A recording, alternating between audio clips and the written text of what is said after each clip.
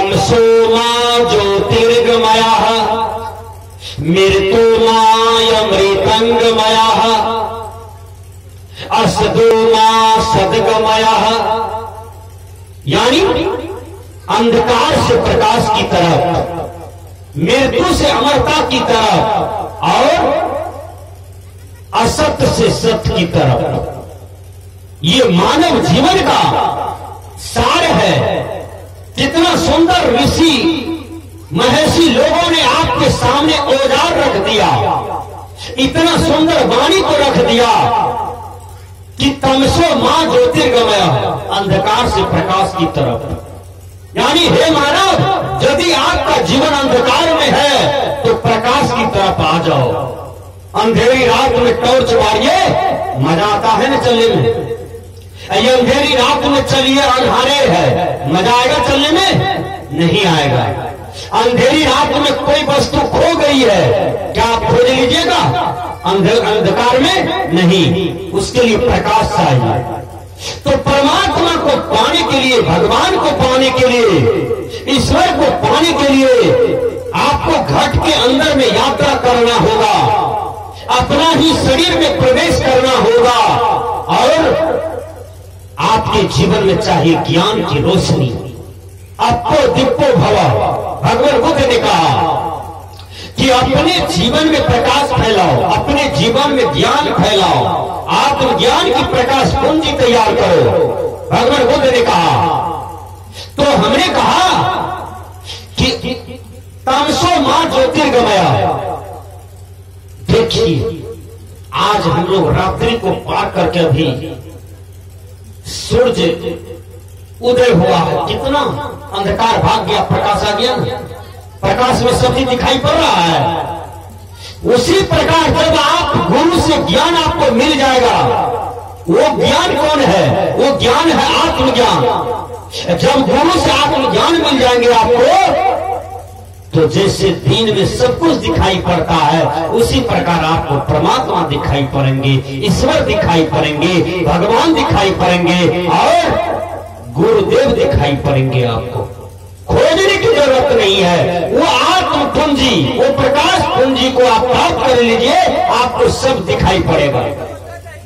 जब प्रहलाद से पूछता है हिरण्यकश्यप कि तुम्हारा भगवान कहां है, तो प्रहलाद क्या जवाब दिया? हम में, तुम में, प्रजा लोग में, सारे जर्रे जर्रे में, सारे वस्तु में परमात्मा का विराजमान है पिताजी, विचार कीजिए। तब उसने मारा एक गदा खम्मा में, खम्मा को फोड़ा, उसमें से नरसिंह भगवान निकल गया और हिरण्यकश्यप का वध कर दिया। लेकिन प्रहलाद कितना बढ़िया जवाब दिया, हमने, तुमने, प्रजा लोग में, सब में भगवान का विराजमान है। जब वो ज्ञान आपके अंदर में प्राप्त हो जाता है तो विचार कर लीजिए, आपको सब में परमात्मा दिखाई पड़ेंगे।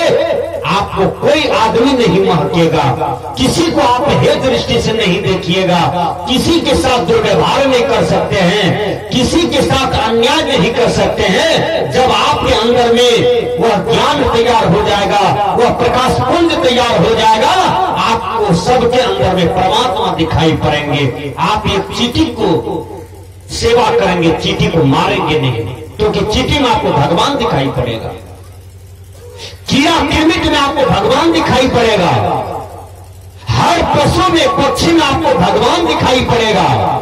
इसलिए आपके अंदर में वह ज्ञान होना चाहिए। वो ज्ञान क्या है? आत्म पूंजी, उसी को प्रकाश पूंजी कहा जाता है। तो हमने कहा कि वो ज्ञान कैसे गुरु के चरणों में है। वो गुरु, संस्कृत के विद्वान ने कहा, बंध मुक्तम ब्रह्मनिष्ठम कृत्य कृत्य भजत गुरम यश प्रसादात संसार सागरे गोस्पदायते। कहा जो बंधन से मुक्त हो, ब्रह्मनिष्ठ हो, ऐसे गुरु को भजो, ऐसे गुरु के चरण में लगो, जिससे कि तुम्हारा जीवन का कल्याण होगा। जैसे गौ की पूंछ को पकड़ करके मनुष्य नदी पार कर जाता है, उसी प्रकार ऐसे सदगुरु के ज्ञान को पकड़ करके भव पार पा जाता है, संसार सागर में मोक्ष पा जाता है और वो मुक्त हो जाता है। मुक्ति क्या है? मुक्ति का मतलब होता है बंधन को काट देना। बंधन क्या है?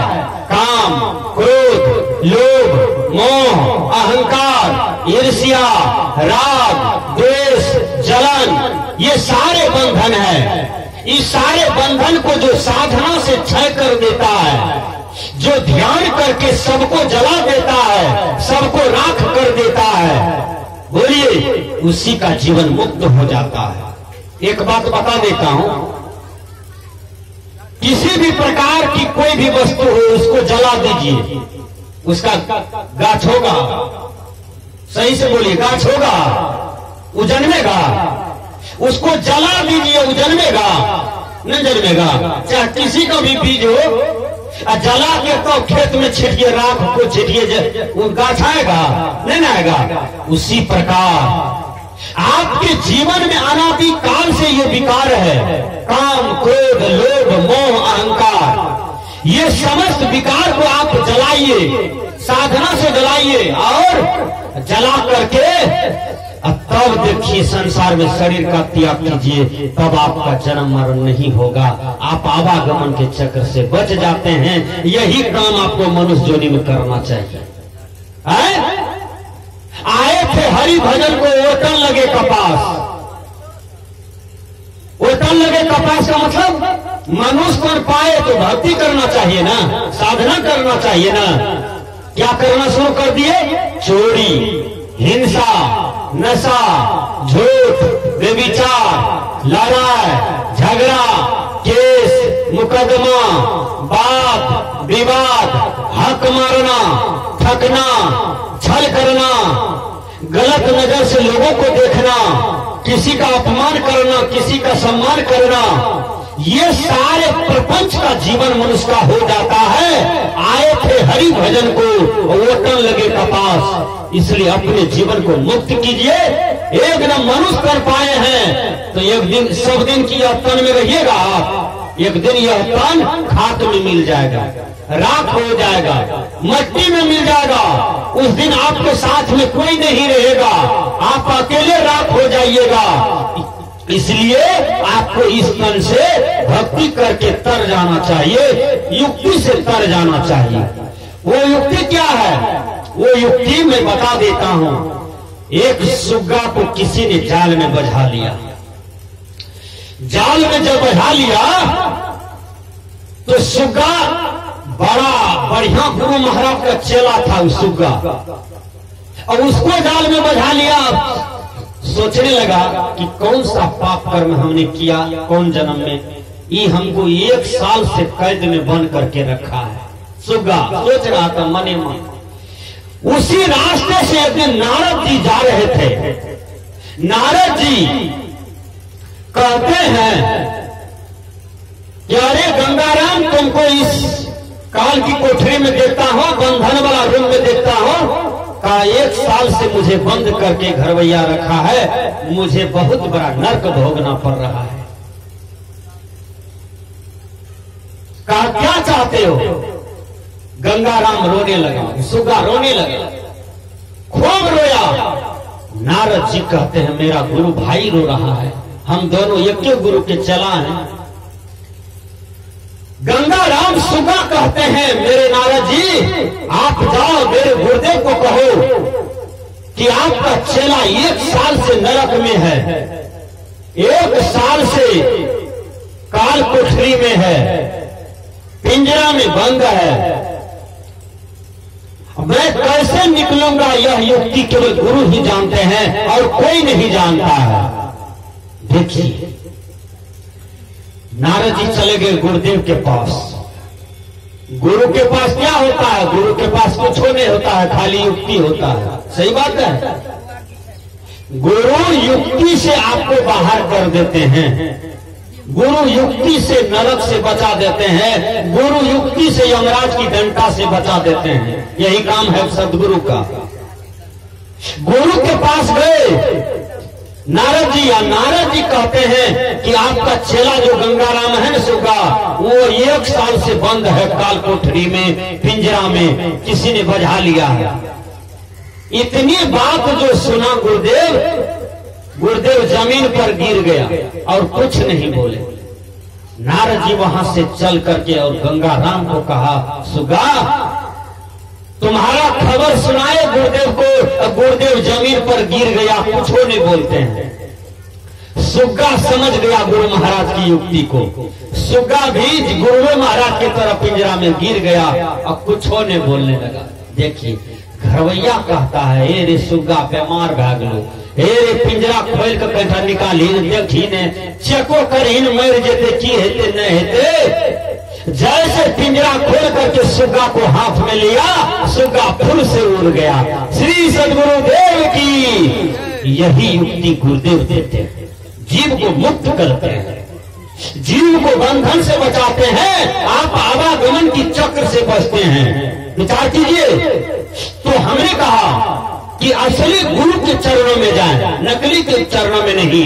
गुरु गुरु कही सब विश्व पुकारे, गुरु सोई जो भरम विचारे। बहुत गुरु हैं अस जग माही, हरे द्रव्य भव दुख को नाई। तासे प्रथम परीक्षा कीजिए, पीछे शिष्य दीक्षा लीजिए। रामायणकार कहते हैं क्या आजकल ऐसा ऐसा गुरु चला है, क्या कहता है, चोरी करो, बलात्कार करो, माछो मछली खा, एक बार हमर गुरु का नाम लेला सब पाप कट जेतो और तोरा कल्याणो भे जेतो। बोलियो सही बात है, एना हेते हो। केकरो हम गला काट लिए रसदमपुर में, एक बार कह देवे श्री ओम परमात्मे नमः, पुलिस माफ क्या देता है, दमगढ़े में पड़े छे, कतऽ पड़े छे पुलिस थाना बड़हरा। ओकरा कहबे शंकर भगवान का नाम ले छिए, गुरु महाराज कहलकै है कि एक बेर हमर गुरु का नाम ले है, ये न केतनो पाप कर भी तो पाप कट जेतो। थाना के बड़ा बाबू मानते बात का, मानते हो, कहते भाई वरना राज शंकर भगवान के पहले हथकड़ी लगबे दे चल या न पहले। सही बात है ना।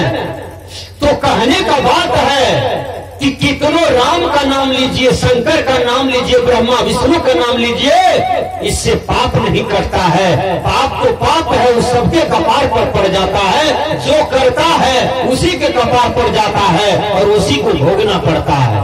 इसलिए भगवान का नाम लेने से पाप नहीं करता है। आपने नाम लिया है, इसका फल भी आपको मिलेगा। आपने अच्छा किया है, वहां से इसका फल मिलेगा। लेकिन नाम लेने से पाप करता है ऐसी बात नहीं है। नाम लेने से यदि पाप करता तो रामायण ने पुष्टि किया, कर्म प्रधान विश्व रचि राखा, जो जस करही सो तस फल चाखा। बोलिए, लक्ष्मण को जब शक्ति बाण लग गया तो राम भगवान खूब रोते हैं, गल्ला पकड़ पकड़ करके लक्ष्मण का। क्या कहते हैं राम, मेरे लखन दुलारे, बोल कछो बोल रे, माता भैया को रुलारे, बोल कछो बोल रे। मतलब अपने भैया को मत रुला रे, बोल कछु बोल रे लखन दुलारे। हम क्या जवाब देंगे तुम्हारी माँ को, कहेगा राम अपना जिंदे आया और सतेली माँ के बेटा को मरवा दिया। देखिए भगवान राम थथोर थथोर के रोते हैं, वेलगा मुंह में मुंह चम्मा ले लेकर के रोते हैं भगवान राम।